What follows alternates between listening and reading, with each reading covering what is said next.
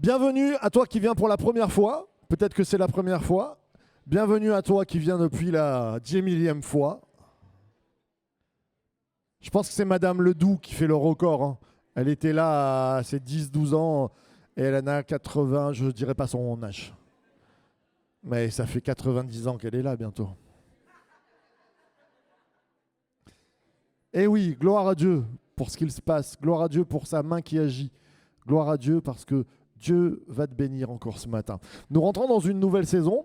On a laissé ce moment de Pâques, puis on avait cette belle série sur les choses les meilleures de Greater Things que Dieu veut faire. Mais on va passer à multidis. Oh là là, qu'est-ce que c'est que multidis? Je n'ai pas l'écran face à moi, mon cher Guillaume, merci, tu es un amour. Multidis, vous l'avez ici. Alors multidis, ça va parler des 10 commandements, ça c'est sûr. Et je crois que j'aimerais qu'on puisse reconsidérer, pas reconditionner, mais reconditionner aussi, parce que des fois on les oublie, mais reconditionner. Aïe, aïe, aïe. Ouh. Multidis. Dyslexique, là je l'ai prouvé. Voilà, on va parler Je remercie Amir d'être arrivé à la gare à minuit 10. J'ai dû aller les chercher. On va parler des 10 commandements. On va les remettre au goût du jour. Parce que la parole de Dieu, elle nous a été donnée pour qu'on puisse, non pas la regarder comme un vieux bouquin sur une étagère, mais qu'on puisse la vivre. Et je crois que c'est important, si il a été donné, j'aime pas le mot commandement, 10 paroles, parce qu'on va voir que c'est différent quand même, il y a des pros de l'hébreu là, 10 paroles, ce sont des paroles de vie. Et Dieu a dit, je les grave, c'est lui qui les a gravées, je mets 10 paroles de vie devant toi, et elles sont pour le peuple d'Israël, mais elles sont pour toutes les générations qui croiront en lui. Et elles sont encore pour toi. En 2026, cette année, tu peux prendre ces 10 paroles pour toi pour dire oui, je veux recevoir la bénédiction. Et multidis, bien sûr que tous ceux qui sont, il y a des instituteurs, professeurs, on dit de quelqu'un qu'il est multidis quand, alors on passe à l'autre. C'est une association de plusieurs troubles cognitifs spécifiques et durables chez une même personne. La dyslexie, ce que je vous ai fait tout à l'heure, la dyscalculie, la dyspraxie, la dysgraphie, la dysorthographie, la dysphasie. Enfin, c'est dysfonctionnel tout ça. Et quand j'étais petit, on savait un peu la dyslexie, mais on ne connaissait pas toutes ces choses-là. Et depuis que mon épouse a créé l'école de Zoé, et ça se passe super bien, et gloire à Dieu pour ce qui se passe aussi dans cette église avec cette école primaire, j'ai appris qu'il y avait des multidis. L'association, le rassemblement de petits dysfonctionnements, là, plusieurs troubles cognitifs spécifiques et durables dans une même personne. Et ça handicape un petit peu la vie. Donc il faut travailler, il faut s'adapter, il faut aller de l'avant, il faut pouvoir mettre le doigt dessus pour travailler dessus.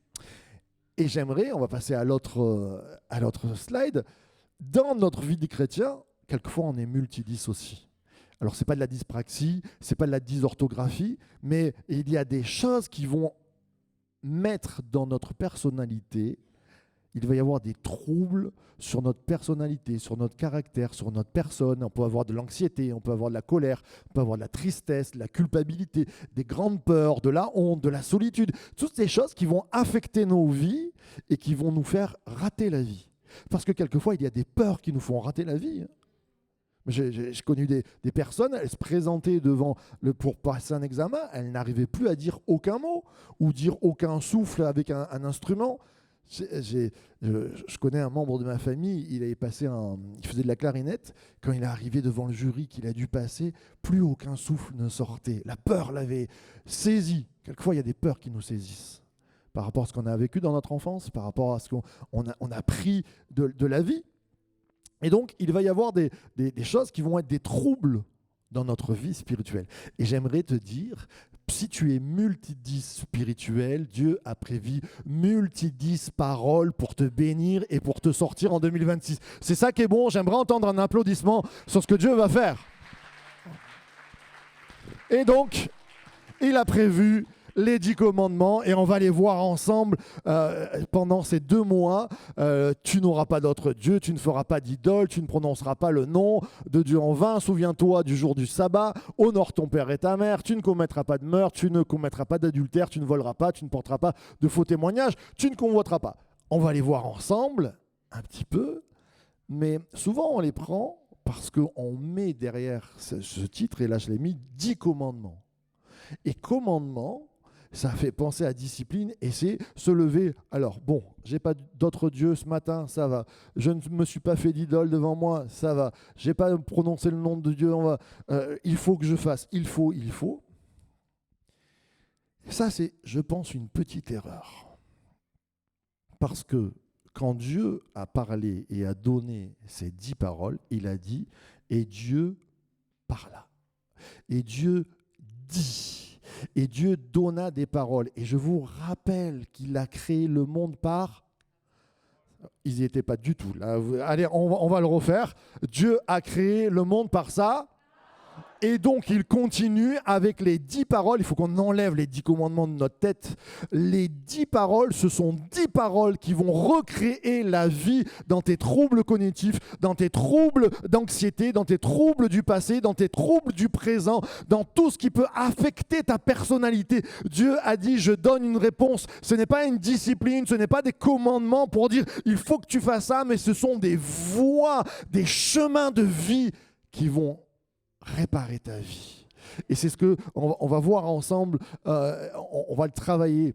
Vous savez, pourquoi on parle de commandement? Parce que les 10 paroles ou les 10 commandements sont donnés 2 fois. Ils sont donnés dans Exode 20, et on va le voir tout à l'heure, et ils sont donnés dans Deutéronome 5.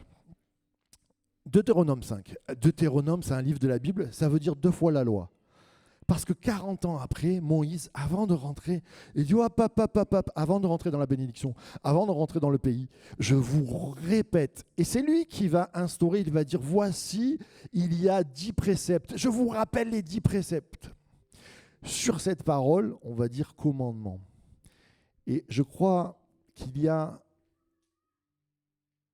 une petite erreur qui, si elle s'initie dans nos vies, va poser des complexités. Pourquoi Moïse va dire 10 commandements, 10 préceptes? Voici les préceptes. Parce que pour lui, c'est devenu un style de vie. Pour lui, c'est important. Et il voit une génération qui a oublié les paroles de vie. Et donc, il va dire, mais ça doit être un commandement. Mais pas dans le sens de tu les suis à la ligne, mais de ce que Dieu a dit. Dieu, quand il les a donnés, il a dit, ce sont des paroles. Comme j'ai créé le monde par la parole, je crée la vie en toi. Et j'aimerais qu'on puisse changer de regard et qu'on puisse dire pourquoi dans ma vie, les paroles que Dieu a données, je les rate. Pourquoi je rate ces moments? Pourquoi je suis en train de passer à côté de ma vie? Je vous rappelle que le mot péché, la racine, c'est tu passes à côté de la cible de ta vie. Tu passes à côté de ta vie. Tu es à côté de tes pompes, comme on disait quand on était jeune. Tu es à côté de tes baskets. Et quand tu es à côté de tes pompes ou de tes baskets, c'est là que tu es dans le péché. Premièrement, souvent, parce que la tradition religieuse a voulu dire on met des commandements, des préceptes, et même on a catégorisé les péchés. Ça, c'est un péché grave, ça, c'est moins grave. Ça, le péché, c'est les addictions, le péché. Et souvent, quand je vous dis le péché, les gens vont avoir des... Mais juste passer à côté du plan de Dieu pour toi, c'est ça le premier des péchés. Être constamment dans l'anxiété, dans la peur, dans le stress, et passer à côté de ce que Dieu veut pour toi, c'est vivre dans le péché. Oh, mon Dieu. Mais Dieu n'est pas en train de dire tu vis dans le péché. Il veut juste te dire tu passes à côté de ta vie, sors de là et reprends le bon chemin. Amen. On va se lever pour lire la parole de Dieu.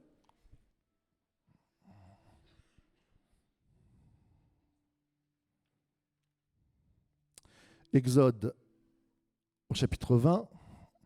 Allez, et si on se le lisait ensemble tout entier? Oh là là là là là là, Seigneur, ça va être un petit peu long, je suis désolé.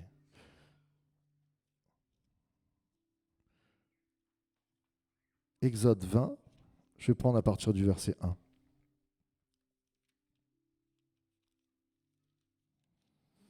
Alors Dieu prononça toutes ces paroles, pas tous ces commandements, toutes ces paroles. Je suis l'Éternel ton Dieu qui t'ai fait sortir d'Égypte, de la maison de l'esclavage. Tu n'auras pas d'autre Dieu devant moi. Tu ne feras pas de sculpture sacrée ni de représentation de ce qui est en haut dans le ciel, ni en bas sur la terre et dans l'eau par terre. Tu ne te prosterneras pas devant elles, tu ne les serviras pas, car moi, l'Éternel ton Dieu, je suis un Dieu jaloux. Je punis la faute des pères sur les enfants jusqu'à la 3e et la 4e génération et de ceux qui détestent, et j'agis avec bonté jusqu'à 1000 générations envers ceux qui m'aiment et qui respectent mes commandements. Tu n'utiliseras pas le nom de l'Éternel ton Dieu à la légère, car l'Éternel ne laissera pas impuni celui qui utilisera son nom à la légère. Souviens-toi de faire du jour un repos saint. Pendant 6 jours, tu travailleras et tu feras tout ce que tu dois faire, mais le 7e jour est le jour du repos de l'Éternel ton Dieu. Tu ne feras aucun travail, ni toi, ni ton fils, ni ta fille, ni ton esclave, ni ta servante, ni ton bétail, ni l'étranger qui habite chez toi. En effet, en 6 jours, l'Éternel a fait le ciel, la terre, la mer et tout ce qui s'y trouve, et il s'y est reposé le 7e jour. Voilà pourquoi l'Éternel a béni le jour du repos et en a fait un jour saint. Honore ton père et ta mère, afin de vivre longtemps dans le pays que l'Éternel ton Dieu te donne. Tu ne commettras pas de meurtre, tu ne commettras pas d'adultère, tu ne commettras pas de vol, tu ne porteras pas de faux témoignages contre ton prochain, tu ne convoiteras pas la maison de ton prochain, tu ne convoiteras pas la femme de ton prochain, ni son esclave, ni sa servante, ni son bœuf, ni son âne, ni quoi que ce soit qui lui appartienne. Tout le peuple entendait les coups de tonnerre et les sons de trompette et voyait la montagne fumante. Amen, amen et amen. Vous pouvez prendre place.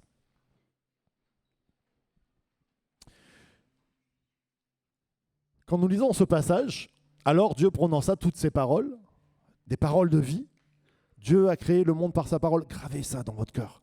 Donc c'est des paroles de vie, des paroles de reconstruction. Nous allons prendre cette thématique-là, des paroles de reconstruction sur ta vie. Prends-les pour toi. Là, ce matin, on s'arrête et tu dis, il y a des chantiers dans ma vie. Ça ne va pas dans certaines sections. Il y a la mort dans certains placards. Il y a le désordre dans d'autres. Il y a des mauvaises odeurs dans l'autre. Là, on va travailler ensemble pour que tout soit propre, reconstruit et vivant. Nous allons travailler ensemble pour que tout soit propre, reconstruit et vivant. Nous allons travailler ensemble pour que tout soit propre, reconstruit et vivant. Nous allons travailler ensemble pour que tout soit propre, reconstruit et vivant. Alors Dieu prononça toutes ces paroles. Je suis l'Éternel ton Dieu, qui t'ai fait sortir d'Égypte, de la maison d'esclavage. Tu n'auras pas d'autre Dieu devant moi. Le titre de mon message ce matin sur Multidis sera « Quand Dieu n'est pas Dieu ». Ça y est, il a craqué, Marc. Qu'est-ce que tu nous fais? Est-ce que vous voyez une différence dans la phrase? Il y a quelque chose. Quand Dieu n'est pas Dieu, c'est-à-dire, j'aimerais qu'on puisse travailler ce matin sur le fait que Dieu se présente comme l'Éternel. Et il dit, tu n'auras pas d'autre Dieu devant ta face que moi. Et quelquefois, nos vies ne vont pas bien parce que nous avons un Dieu et nous avons fait une image de Dieu. Nous venons à l'église, nous connaissons la Bible, nous connaissons la parole. Peut-être ça fait des dizaines d'années que tu es là, mais tu n'as pas Dieu avec un Dieu majuscule dans tous les secteurs de ta vie. Tu as un Dieu, quelquefois, dans certains secteurs, avec un D minuscule. Et tu t'es fait un autre Dieu que lui. Et j'aimerais qu'on puisse réfléchir parce que souvent, et c'est la vraie compréhension, quand Dieu dit « tu n'auras pas d'autre Dieu devant ta face que moi », de suite on comprend « j'aurai pas d'idole, j'aurai pas… » Mais ça, il le dit dans le 2e verset, c'est le 2e commandement. Et j'aimerais vous faire réfléchir « tu n'auras pas d'autre Dieu devant ta face que moi ». Et si ce n'était pas les idoles, si c'était notre compréhension qui avions transformé Dieu dans quelque chose qui n'est pas. Oula, j'ai perdu la moitié déjà, vous êtes là, toujours ? J'aimerais qu'on puisse travailler cet axe ce matin sur le fait que nous avons changé la personnalité, l'identité de Dieu. Nous en avons fait un petit dé. Et Dieu dit, tu n'auras pas un petit dé dans ta vie, tu n'as pas un petit Dieu, tu as un grand Dieu. Et j'aimerais qu'on puisse rétablir ce que Dieu dit au travers de ce verset, de comprendre ce qu'il a. Franck, tu as compris, tu me regardes avec des petits yeux comme ça. Ça va ce matin? Donc on prend cet axe, tu n'auras pas d'autre Dieu devant moi, sur le fait de, mince, j'ai peut-être transformé l'identité de Dieu dans ma vie. Alors on va voir ça ensemble. Et Dieu le répète souvent dans la parole. J'ai mis quelques versets juste après. Quelquefois, les hommes, tu peux les mettre s'il te plaît, voilà ce que tu as fait, je me suis tu t'es imaginé que je te ressemblais, mais je vais te reprendre et tout mettre sous tes yeux. Quelquefois, nous faisons de Dieu un Dieu humain, un Dieu qui nous ressemble, et donc on va en faire, je ne sais pas, si aux États-Unis, si je suis démocrate, je vais faire un Dieu démocrate. Si je suis un écolo, je vais faire un Dieu écolo. Si je suis un féministe, oui, il y a des hommes qui sont féministes, je vais en faire un Dieu féministe. Et je vais adapter ma vision que j'ai de moi à Dieu. C'est ce qu'il dit là dans le verset. Il y a d'autres versets dans Romains, il dit se vantant d'être sages, ils sont devenus fous, ils ont changé la gloire de Dieu incorruptible en image représentant l'homme corruptible, des oiseaux, des quadrupèdes et des reptiles. C'est-à-dire que Paul est en train de dire, mais en fait, au début, il y avait peut-être la compréhension de Dieu et puis on l'a adapté. Et on l'a tellement adapté qu'on en a fait une image de quadrupède et d'autres choses. C'est-à-dire que le divin a changé, la personnalité de Dieu. Alors nous, on va regarder ça en disant, oh, ils ont fait des idoles. Mais quelquefois, nous aussi, nous avons transformé l'image de Dieu parce qu'on s'est vanté d'être sage. Vous savez, j'ai rencontré beaucoup de théologiens dans ma vie et je suis dans ces cercles-là. Et quelquefois, on travaille tellement sur l'image de Dieu qu'on l'a mis en boîte. Et on se dit, ah ben Dieu, il est comme ça. Dieu, il est comme ça. Imagine-toi si quelqu'un vient te voir. Et je vais voir ma mère et je parle de ma mère, Lucie. Et alors, Lucie, elle est comme ça. Et Lucie, elle est comme ça. Et à un moment donné, ça va l'énerver. Elle va dire, mon fils, ma parole. Tu ne connais pas encore tous les trésors cachés de ta mère. Parce que dès qu'on met dans des cases, on oublie toute la vie qu'il y a autour. Et c'est important que nous puissions réaliser que quelquefois, notre regard a rapetissé la puissance de Dieu. Et vous savez, quand tu changes le regard de vision sur quelqu'un ou quelque chose, eh bien, quelquefois, ça fait des désordres dans ta compréhension et dans ce que tu peux recevoir. Pour être plus clair, quand nous pensons que Dieu est un petit Dieu sur certains aspects, on minimise sa puissance. Il y a des croyants sur la terre qui croient en Jésus de tout leur cœur, mais qui disent qu'il ne guérit plus aujourd'hui. Quand on fait cela, eh bien, on coupe la guérison divine sur nos vies, sur la présence. Certains aspects vont dire Dieu est amour, mais quand on commence à mettre un mais, on recule et le majuscule devient un minuscule. Et alors, on va commencer à en faire un père fouettard. Fatigué, c'est en disant quiconque fait le mal est bon aux yeux de l'Éternel et c'est en lui qu'il prend plaisir, ou bien où est le Dieu de la justice. Là, il est en train de dire, pour vous expliquer, et ça nous arrive en tant que chrétiens, j'espère pas trop souvent, de dire oh non mais regarde-le l'autre là, il craint pas Dieu, il fait n'importe quoi, il est béni, mais il n'y a pas de justice, mais qu'est-ce que fait Dieu? Et pourquoi moi j'ai suivi les préceptes? Et pourquoi je me suis engagé? Et pourquoi je ne suis pas béni? Mais non, mais Dieu là il n'est pas juste. Et donc on met et on transforme notre vision sur Dieu et on est en train d'en faire un Dieu au fond de notre cœur. On ne va pas le dire, hein. On ne va pas dire Dieu est injuste, mais au fond de notre cœur il y a quelque chose qui se détruit. Et je crois que c'est important de remettre les choses en place. Amen. Alors on y va ensemble, on va aller de l'avant. Donc premièrement, le premier point que je vais vous donner, c'est que Dieu n'est pas mort. Oui.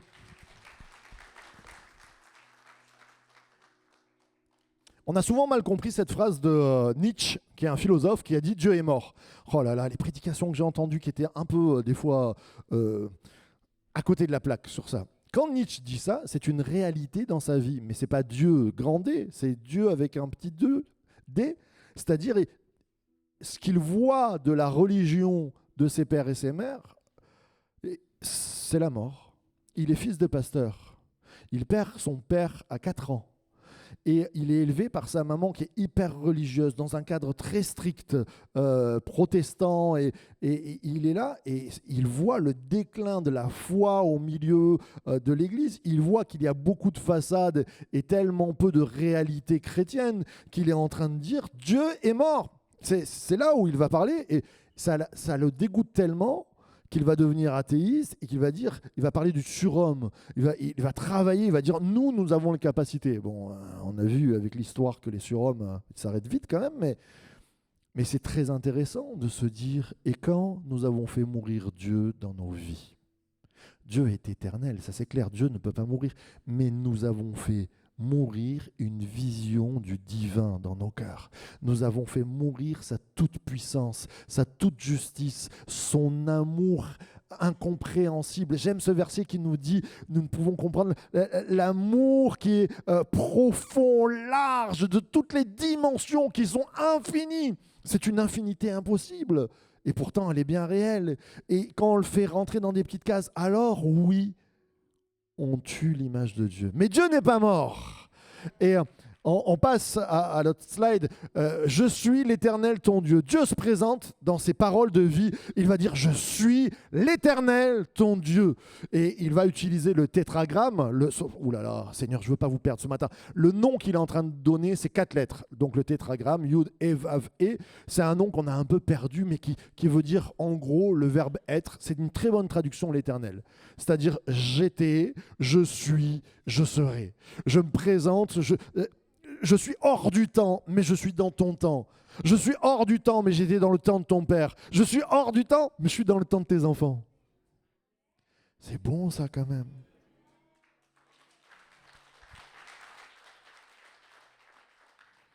Ça veut dire que quand il y a eu des choses atroces à l'époque de mes parents, je sais qu'il peut réparer mon présent. Et je sais que quand je m'inquiète pour l'avenir de mes enfants, et je m'inquiète pour l'avenir de mes enfants, il est leur avenir. Je suis l'Éternel. Une infinité dans notre fin. Nous sommes finis, mais lui, il est infini. Et donc, j'aimerais te raccorder. Tu n'auras pas d'autre Dieu devant ta face. Combien de fois nous finissons Dieu, nous mettons un point final en disant, Seigneur, tu peux aller jusque-là, mais pas plus, parce que j'arrive pas à y croire. Et Dieu te dit, mais je suis éternel. Quand tu prononces éternel, ça veut tout dire. Ça veut dire éternel, tout-puissant, pas créé. Il est au cœur de la création. Il est au cœur de ta création. Toi, tu te crois peut-être un hasard dans la vie, mais Dieu te dit, t'es pas un hasard du tout. Dans ma volonté, dans mon regard, tu étais déjà là. Dans mon souhait, tu étais déjà là. Alors peut-être que les gens ne t'ont pas apprécié à ta juste valeur. Peut-être qu'on t'a dit, tu as été un accident de la vie. Tu n'es pas un accident, tu es une belle surprise. Tu n'es pas un accident, tu es une belle surprise. Et je crois que c'est important de remettre les choses. Nous sommes à la volonté de Dieu. Alors, je sais que cette semaine, j'ai vu passer ça m'a vraiment perturbé. J'ai vu passer des images en Afrique. On parle beaucoup des guerres en Iran. Il y a des enfants au Congo, ils sont chrétiens. Et parce qu'ils sont chrétiens, on les arrache à leur famille, on les met dans des sacs de jute, de toile de jute, à peine perforés pour qu'ils puissent respirer. Ils sont enfermés dedans, on les transporte et on les vend au marché pour qu'ils aillent travailler dans les mines ou pire. Et je me suis dit, mais c'est quoi ce monde? Comment je prêcherai à cet adolescent un jour? Comment je lui dirai, t'es pas un accident? Il aurait préféré être un accident et plus y être presque. Et je me dis, Seigneur, dans ces moments-là, moi je ne comprends plus ton éternité. Moi, je ne comprends plus ton infinité. Je ne comprends plus ta puissance. Parce que je vois cette misère et ça impacte ma vie. Et je crois que le Seigneur nous donne à tous un message. C'est qu'il est tout puissant. C'est qu'il a laissé la liberté de faire le bien et le mal, mais aussi, il nous a transmis sa toute puissance qu'on puisse changer les choses aujourd'hui. Moi, je veux me lever pour ces enfants. Je veux me lever pour les enfants aussi de nos quartiers qui sont peut-être abusés, qui passent par des moments difficiles. Je veux me lever pour tous les gens qui pleurent et qui sont dans la nuit. Et je dis, si Dieu nous a touchés de sa toute-puissance, ce n'est pas à lui à toujours agir, mais à nous aussi de continuer le chemin qu'il nous a donné. Et je crois que quand il dit « Je suis l'Éternel », ça vient impacter nos vies et dans toutes les incompréhensions que nous avons. Parce qu'il y en a des incompréhensions, il y a des manques sur cette terre, parce que Satan agit, parce qu'il y a des terribles choses. Mais Dieu nous dit « Je suis l'Éternel et je te donne de mon éternité pour que tu ailles de l'avant. » J'aimerais entendre un grand amen à ceux qui vont se lever encore en 2026 pour passer l'éternité. Amen. Dieu n'est pas mort. Tu peux passer, s'il te plaît. Et quand il dit « Je suis l'Éternel », on a compris l'Éternel, mais « Je suis ton Dieu ». C'est une révélation, pas un commandement. Et ça, c'est tellement important.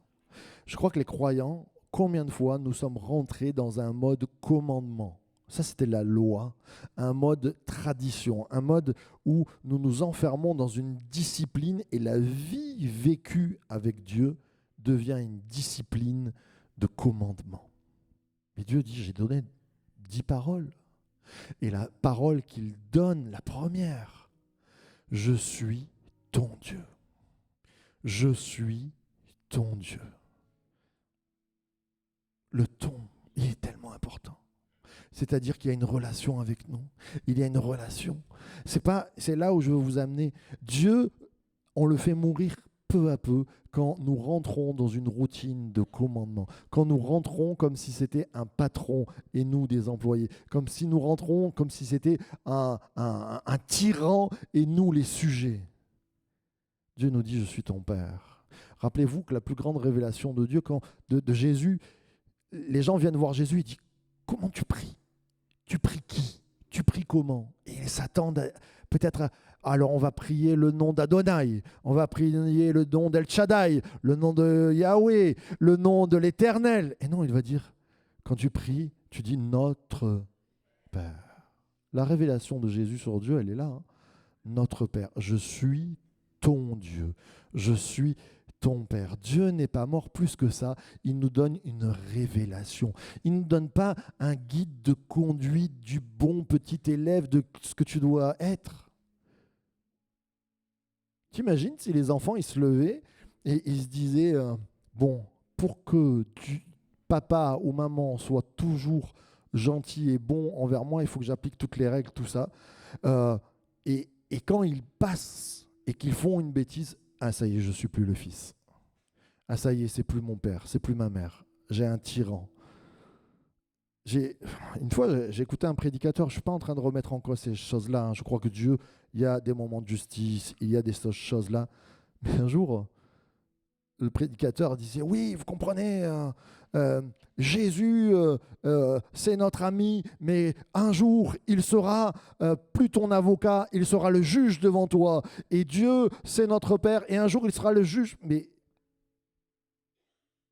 quand je rentre dans cette option-là, excusez-moi, Dieu est juge, mais face à moi, il est mon Père avant tout.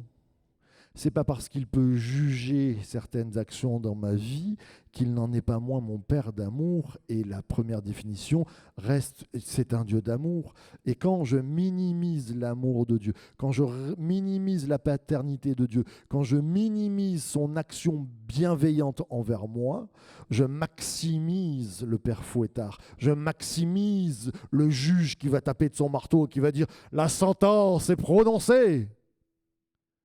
Mais Dieu fait tout pour éviter ça. S'il envoie Jésus, c'est pour nous dire, mais j'ai un message d'amour, avant de te juger, je t'aime. Et on va éviter, bien sûr qu'il y a une justice, bien sûr qu'il y a la mort à la croix, et bien sûr qu'il y a un enfer, mais bien sûr. Mais Dieu reste notre Père, Dieu reste celui qui veut nous sortir de là et te dit, il est encore temps de changer aujourd'hui. Il est encore temps de ne pas rater ta vie. Parce que c'est toi le décisionnaire, c'est toi qui ne mets tes pas en enfer ou pas. C'est toi qui peux détruire ta vie, c'est toi qui peux envoyer. Ce n'est pas Dieu qui te pousse à ça. Et ce n'est pas Dieu qui te dit, il va y avoir une condamnation. Il te dit, évite la condamnation. Je t'aime tellement. On passe. Je suis l'Éternel, ton Dieu. Une infinité dans notre fin, une révélation. Ce que ça a guéri dans mon multidis, dans mes anxiétés, dans mes peurs, eh bien, c'est que dans la confusion, il y a une identité claire. Il est mon Dieu, il est à moi. Il est notre Dieu, notre Père. Il est à nous. On n'est pas perdu. Il y a une identité claire. Dans le doute, quand je suis pris de doute, et ça nous arrive d'être dans le doute, ça nous arrive de ne pas comprendre, ça nous arrive de se dire « mais là je ne comprends pas, qu'est-ce qu'on fait ?» Il y a une confusion, mais il y a une fondation solide, il est l'Éternel. Donc quand je doute, mais ne doute pas mon frère, il était déjà là avant toi, il sera là après toi, il est toujours là pour toi. Le petit D minuscule, on l'enlève, on met un grand Dieu, je suis l'Éternel. Réfléchis à la situation qui te fait douter dans ta vie en ce moment. Les enfants, la santé, le couple, le travail, l'époque actuelle. Dieu est plus grand que l'époque actuelle. Je vais oser quelque chose, c'est osé, hein, mais Dieu est plus grand que Donald Trump.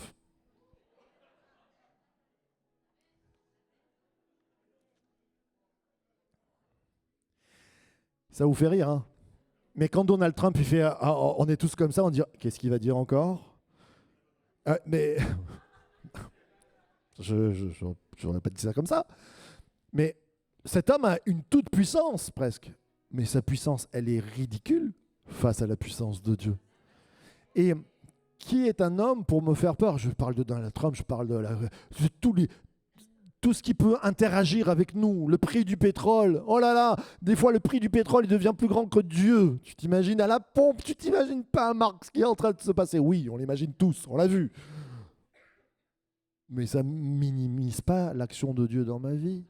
Et dans mon quotidien, Dieu peut agir. Et dans mon quotidien, Dieu peut pourvoir même si la vie augmente. Dieu peut pourvoir, mais tu t'imagines pas la souffrance qu'il y a dans mon corps. Je peux imaginer la souffrance qu'il y a dans ton corps, mais ne minimise pas l'action de Dieu. Je crois ce matin, on va prier pour que tu sois guéri et tu peux être guéri. Amen. Alors je continue. Amen. On peut applaudir le Seigneur.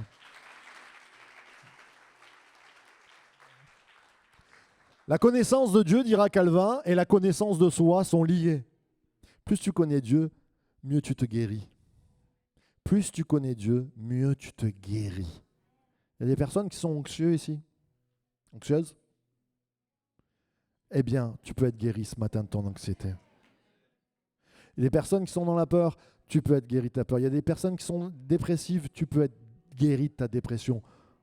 Parce que Dieu est éternel. Et plus que ça, il est ton Dieu. On passe en bas de l'avant, il y a 8 points ce matin. Dieu n'est pas mort, j'aime ce verset. La vie éternelle, la vie éternelle, la vie éternelle. C'est-à-dire la vie toute puissante. La vie éternelle, c'est pas que je ne vais pas mourir et je vais au paradis. C'est la vie éternelle, c'est dans toute sa puissance, dans tout ce que ça peut prendre. La vie, la puissance, la vie en abondance, la vie éternelle, c'est qu'ils te connaissent, toi, le seul vrai Dieu. Tu veux la vraie vie, tu veux la vie toute puissance. Connais Dieu. Connais ce vrai Dieu, Dieu majuscule. Je suis l'Éternel, ton Dieu. Mais Dieu n'est pas que pas mort, il n'est pas inactif. Dieu n'est pas... Tu peux passer? Merci. Dieu n'est pas inactif. Pas comme l'ordinateur. Dieu n'est pas inactif. On va le voir avec l'autre slide, c'est ce verset où Dieu nous dit « Je t'ai fait sortir d'Égypte de la maison d'esclavage. » Plus que... Parce qu'il pourrait dire « Je suis ton Dieu, je suis Michael, je suis présent pour toi. Bonjour, je suis présent, je suis ton Dieu. Ciao. » Mais moi, je suis dans la galère, tout ça. Oui, je suis tout puissant pour guérir toute maladie. Ciao. Mais ça me fait une belle jambe de savoir qu'on a un Dieu tout puissant. Mais déjà, il est ton Dieu, c'est que sa puissance, elle agit dans chacune de nos vies. Mais plus que ça, il dit, c'est moi qui t'ai fait sortir de la maison de l'esclavage. C'est-à-dire, rappelle-toi, j'actionne des choses, j'active des choses dans ta vie. Je suis le Dieu libérateur. Et ce matin, on va prier pour qu'il y ait des libérations. Des fois, il y a des libérations de ton passé que tu dois avoir parce que tu as grandi dans certaines accusations, tu as grandi dans certaines colères, tu as grandi avec certaines étiquettes. Dieu te libère, il te sort de cet esclavage mental, ce dysfonctionnement qui te fait agir dans la peur. Dieu est le justicier. Oh, qu'est-ce que j'aime ça. Il combat l'esclavage. c'est que Dieu est le justice. Quand il nous a dit que Dieu est un juge, c'est qu'il est l'injustice. Et je crois qu'il enlève l'injustice pour que nous, dans ce monde, c'est ce que je disais tout à l'heure, quand on est pris dans les tripes par tout ce qui se passe, on puisse se dire, j'ai de la justice de Dieu dans ma vie et je vais me lever contre l'injustice. J'invite toutes les personnes dans cette église à se lever contre toutes les injustices, à jamais fermer les yeux, à jamais fermer notre bouche, à jamais fermer nos mains et nos finances pour bénir les gens qui sont autour. Alléluia, on a l'action de Zoé qui se passe là. Alléluia, on a la mission Source de Vie qui va au Cameroun et qui ira dans le monde entier. C'est juste génial ce qui est en train de se passer. Et je crois que nous sommes une église qui voulons dire Dieu est juste. Et on va amener la justice contre l'injustice. Amen. Dieu a des projets. Quand il fait sortir le peuple hébreu, je vois bien Dieu. C'est bon, je t'ai fait sortir de la maison de l'esclavage de l'Égypte. Ciao. Et on fait quoi maintenant? Non, il a un avenir. Pourquoi il les fait sortir de la maison de l'esclavage? Pas pour tourner dans le désert. Ça, voilà. Comment Israël a raté le but? Ils ont tourné dans le désert. Et quelquefois, nous, on est là parce que notre Dieu, qu'est-ce qui s'est passé entre Canaan et la sortie d'Égypte, entre le moment de grande bénédiction et la sortie de l'esclavage? Il y a qu'ils ont changé Dieu en petit Dieu. Mais dès le début, Dieu se révèle hyper puissant et ils disent à Aaron, bon, Moïse il n'est pas là, on est un peu en stress, l'anxiété qui revient, le multidis total, chez la peur et tout ça. Tu veux pas nous faire une petite représentation de Dieu? Mais Dieu, il était sur la montagne, ça flambait, il y avait tout. Et eux, ils disent, fais-nous un petit veau d'or. Fais-nous un Dieu qu'on comprend mieux, qu'on capte mieux, qu'on arrive à mieux cerner. Mais Dieu est incompréhensible, Dieu est incernable, Dieu, et il ne peut pas se limiter à la limite de notre vision. Et tu vas tourner dans le désert et nous allons tourner dans des déserts pendant des années et des années parce qu'au lieu du grand Dieu, nous le transformons en un petit veau d'or à notre limitation. On peut le toucher, on peut le comprendre, mais Dieu dit non, je suis celui qui a des projets pour toi. Tu veux rentrer dans les projets, mais un grand D majuscule. Là où il y a des impossibilités, mais la possibilité de Dieu. Qu'est-ce qui t'empêche d'être heureux dans ta vie? Je te la pose la question. En ce moment, qu'est-ce qui t'empêche d'être heureux dans ta vie? Qu'est-ce qui vient de mettre de l'anxiété? Qu'est-ce qui vient mettre du stress? Mais un grand D devant la porte, parce que Dieu a un avenir avec un grand D devant toi.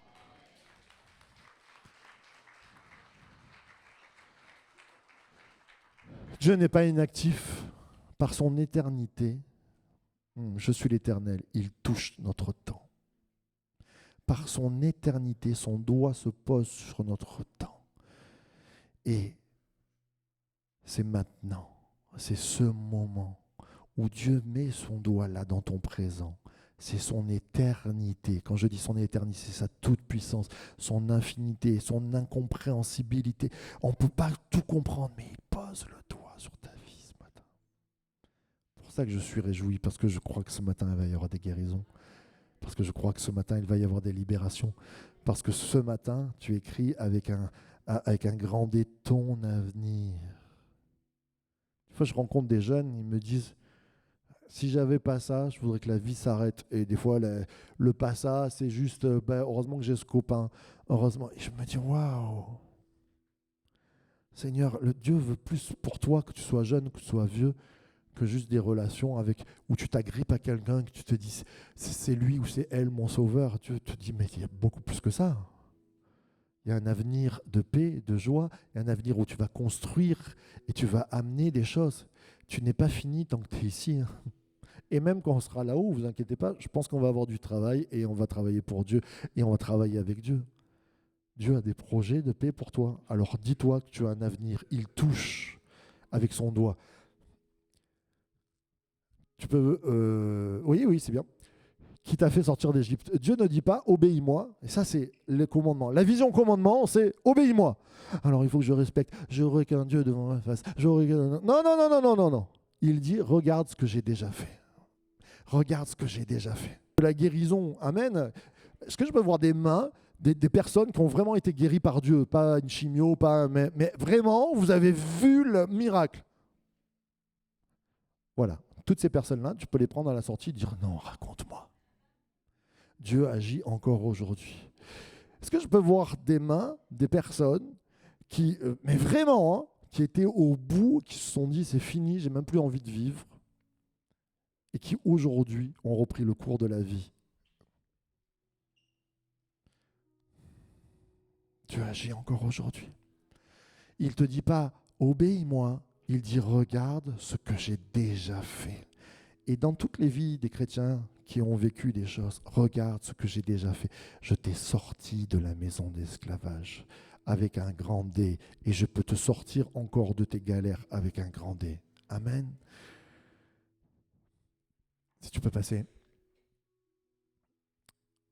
Philippiens 1, 6 dit « Je suis persuadé que celui qui a commencé en vous cette bonne œuvre la rendra à peu près finie. » Ah non, c'est pas ça. La rendra presque achevée. Non. La rendra parfaite pour le jour de Christ. La rendra parfaite. Tourne-toi vers ton voisin et dis-lui, Dieu va te rendre parfait.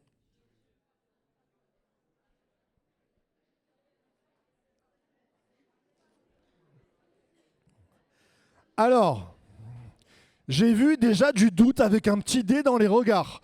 Parce que François s'est tourné vers Monique, mais Monique lui a pas dit. J'ai senti le doute là.